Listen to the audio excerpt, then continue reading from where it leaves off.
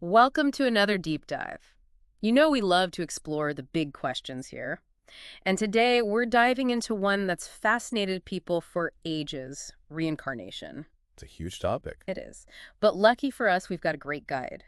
This time around, we're taking most of our cues from a book called Reincarnation by Irving S. Cooper. Definitely a classic exploration of all things reincarnation. And it gets deep too. Like right off the bat, Cooper introduces this idea he calls the despair of the world. You familiar with that term? Oh, yeah. So for our listeners, it's this. Have you ever looked around at the world, all the suffering and injustice, and you just think, what's the point? Like, why is there so much unfairness, so much pain?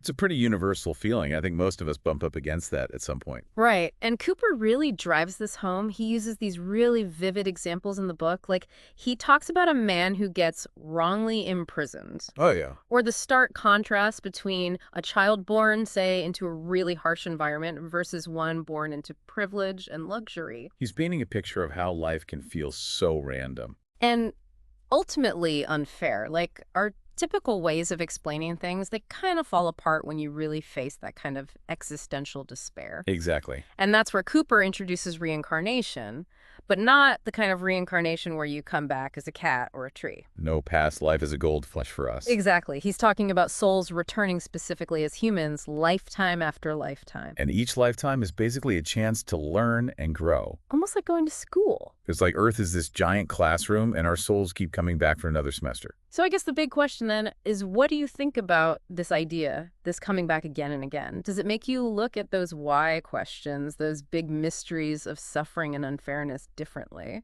It definitely makes you think about things on a longer time scale. Like, if this is truly our only shot, our only life, yeah, it's easy to get caught up in how random and unfair things can seem. Right. But if you zoom out and look at it as a soul's journey across multiple lifetimes, maybe things start to even out. It's a longer game. Yeah. And Cooper calls the purpose of all this the core purpose education. It's almost like we're hardwired to learn. We're these knowledge-seeking creatures at our core. And each lifetime gives us new material to master, new lessons to learn. It really reframes how you think about each individual life. Okay, so then it's like we all have this hidden curriculum we're working through. And Cooper even suggests that some of our talents or inclinations that we have in this life could be like leftovers, skills we honed in past lives. That's where that idea of latent faculties comes in. Yeah. So like think about a child prodigy, someone who can play the piano like Mozart at age 5. Maybe they were composing symphonies a couple centuries back. Right, or someone who's just got this unshakable sense of right and wrong, like a moral compass that's always pointing north. So strong they were practically a saint in their past life. Maybe. Makes you think about what else is tucked away in our subconscious, all those echoes of past experiences shaping us in ways we don't even realize. Definitely makes you think about the nature of memory, like what we actually carry with us from one life to the next. Well, and speaking of carrying things over, Cooper's take on the actual process of reincarnation is pretty wild. It's not just, poof, new body, start again. No, it's much more intricate than that. Okay, so tell me more. This is where things get a little mystical, right? A bit. He talks about the aura, this energy field that surrounds all of us. And he says it's made up of 3 distinct parts: the astral, the mental, and the causal. So it's like we have these layers beyond the physical body. Exactly. So what happens to those layers when we die? Okay, so according to Cooper, when the physical body dies, the aura separates from it and then starts going through stages. Stages, okay. Yeah. So first you've got time in the astral world, and that's all about processing the emotions from the life you just lived, kind of sorting through it all. Okay. And then what? And then you move on to the mental world. And that's less about feelings and more about absorbing the lessons, having this sort of expanded awareness. So if the astral world is like processing emotions, the mental world is more about reflecting on the bigger picture. Yeah, that's a good way to put it. Wow. I mean, that's a lot to take in. And it makes you think, if even a fraction of this is true, it really does change how you view everything. Everything. Choices, relationships, even just how you deal with the tough times. Absolutely. Because you're not just living for this one little blip on the radar. Right. And eventually, according to Cooper, we're drawn back here to Earth for another go. We get linked to a new physical body. The cycle continues. But how does that work? Like, do we get to pick our parents? Is it totally random? Well, Cooper says it's not entirely random. He talks about these spiritual guides who help with that process, making sure we end up in the right family, the right circumstances to keep learning the lessons we need. So it's more like a carefully crafted curriculum. Huh. Which I guess makes you rethink that whole despair of the world idea. Maybe the tough stuff isn't punishment, but more like custom-tailored challenges? Like opportunities for growth disguised as obstacles? That's one way to look at it. But there's this one thing that's always bugged me about reincarnation. If we've really lived all these past lives, why can't we remember them? It's almost like someone hits the reset button at the beginning of each life. Right. Like, where'd all those memories go? But Cooper actually addresses this in the book. So what's his take? Why are those past life memories so elusive? Well, he says it's not that we totally forget. It's more like those memories are stored differently. Differently. Yeah. Instead of remembering specific events, it's more like they become part of our instincts, our tendencies, the things we're drawn to or repelled by without really knowing why. So it's less like remembering your 10th birthday party and more like just knowing how to ride a bike even though you don't remember the day you learned? Exactly. Like it's just ingrained in you. And he gives some pretty interesting examples in the book that suggest these echoes of past lives might be more common than we think. Like he talks about those unexplained fears people have. Phobias. Right. Like say someone has this deep-seated fear of water. Maybe that stems from a past life where they had a traumatic experience, involving water. Okay, yeah, that makes sense. But what about those people who claim to remember past lives in detail? Like I've heard stories of kids talking about families they had centuries ago. Yeah, you hear about those cases. Like how do you explain that? Well, Cooper acknowledges those cases. And he even talks about techniques like hypnosis, where people have seemingly tapped into those buried memories. But he's also cautious about it.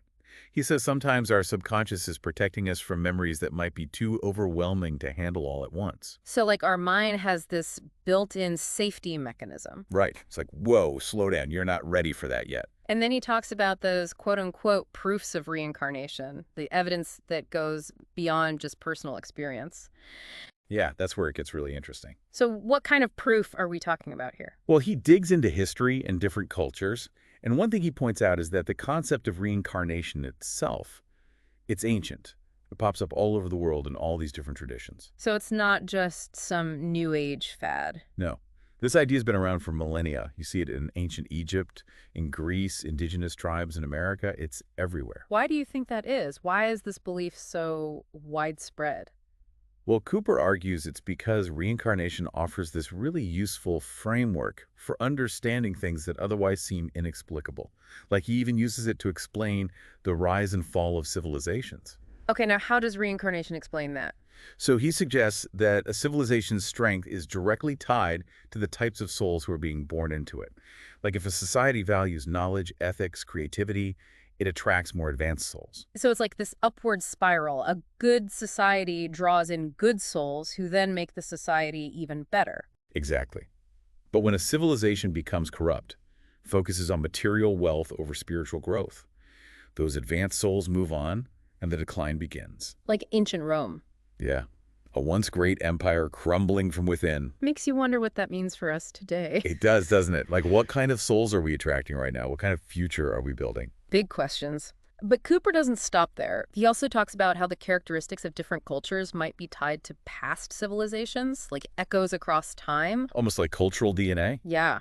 He compares the British Empire to ancient Rome, both known for their practicality, their focus on law and order, and unfortunately their tendency for conquest.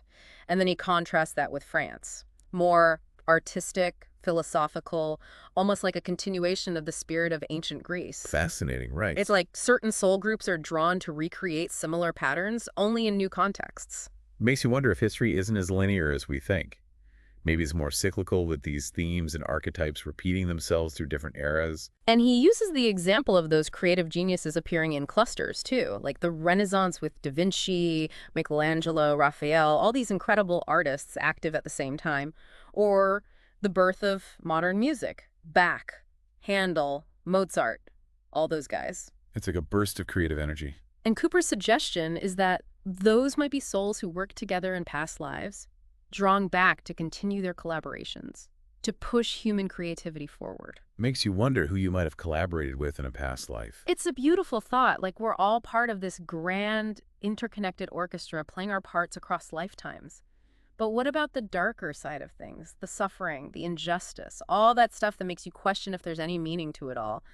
Does reincarnation offer any insight there? It does, and it gets to the heart of the law of karma, which according to Cooper isn't about punishment as much as it's about cause and effect playing out across lifetimes. So you're saying we're not just victims of random bad luck. Our current situation is actually influenced by choices we've made before. And not just in this life, in past lives too.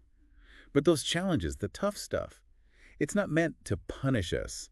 It's meant to teach us. Okay, so it's like the universe is giving us feedback, saying, hey, maybe try a different approach this time around. Exactly. It's like a cosmic course correction, Okay. gently nudging us towards making better choices. But Cooper doesn't shy away from the tough questions either. Like, how does this all fit with the idea of free will? Right. If we're so influenced by our past actions, how much choice do we really have? Yeah, it's like we're walking this line between destiny and free will. So how does Cooper reconcile those two ideas? Well, he's really clear that reincarnation doesn't cancel out free will.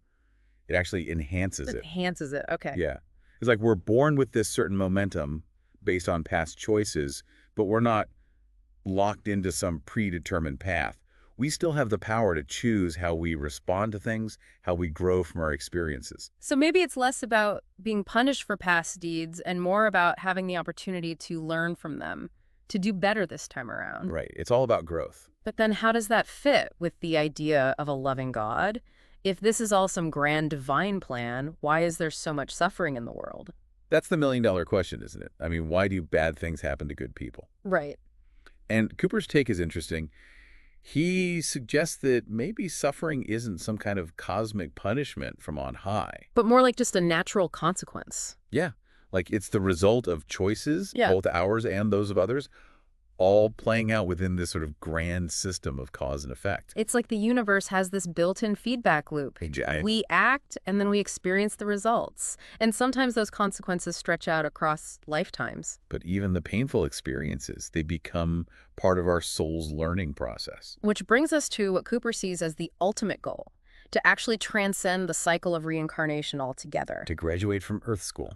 So graduation day for the soul. What's that look like according to Cooper? Is it like merging back into some universal consciousness? He doesn't get too specific about the afterlife, but the general idea is that we just keep evolving, refining our understanding until we reach this state of unity with the divine source. It's like we're all on this journey back home, but taking the scenic route. Gathering wisdom and experience along the way.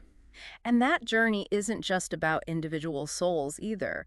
Cooper talks about how entire civilizations, even planets, are all part of this grand evolution. It's a cosmic dance unfolding across time and space. And we're all in it together, learning from each other, influencing each other, lifetime after lifetime. I mean, it really does shift your perspective. Definitely makes you feel less like an isolated individual. More like we're threads in this vast tapestry of existence. Exactly, all connected. It's both humbling and incredibly inspiring. But with all this talk about past lives and future destinies, it's easy to get lost in the big picture and forget about the here and now. Right, right. Like, what does all this mean for how we live today? So how do we bring it back down to earth?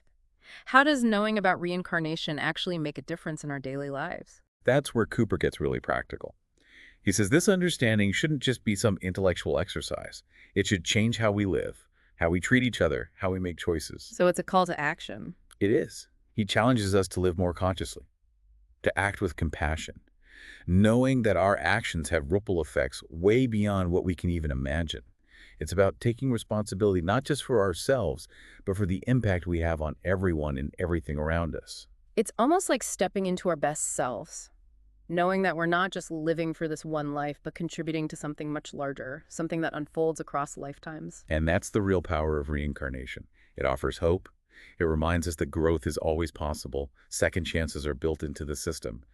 And even our mistakes can become stepping stones on the path to greater understanding. This has been an incredible deep dive. It's not just changed how I think about life and death, but also about my place in the grand scheme of things. So much to ponder. And as we wrap up, I'm left with this question that Cooper poses at the end of his book. If we truly believe we're eternal souls on this journey of growth, how does that change our choices in this present moment? It's a powerful question to consider. It invites us to live with more intention, to make choices that align with our highest values, knowing that we're not just shaping our own destinies, but contributing to the evolution of consciousness itself. Big stuff. It is. So with that, we'll leave you to explore the mysteries of reincarnation for yourself. Thanks for joining us on this deep dive.